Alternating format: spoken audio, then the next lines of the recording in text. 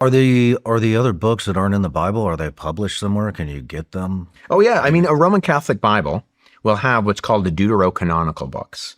So deuterocanon means second canon. So to give the Roman Catholic Church their due, they would say second in reception, not second in authority.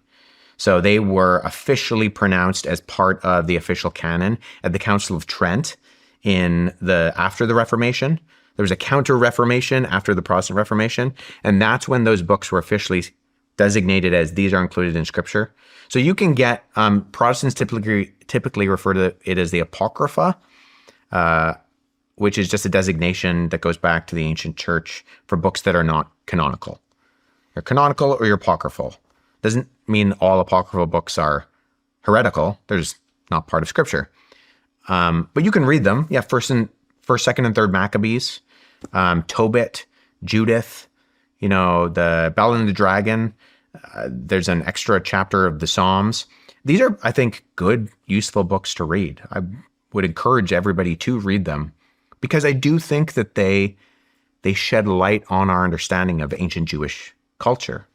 And something like the Maccabees tell us about the story of Hanukkah, where you had the Greeks, they go in and they take over Jerusalem, and the Greek emperor goes in and he desecrates the temple by sacrificing a pig on the altar of God to Zeus. So like bad news bears all over the place, right? And then Judas Maccabeus, Judas the Hammer, he goes in and he defeats them and he rededicates the temple to God.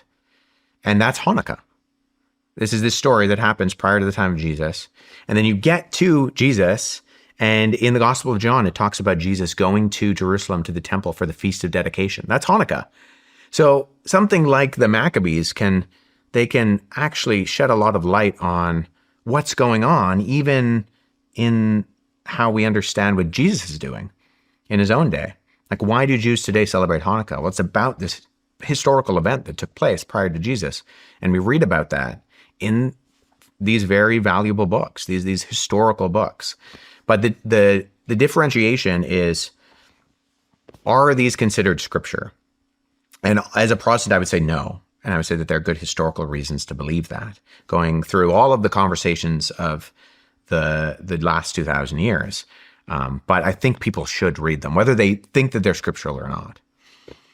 What do you call it? The War Scroll?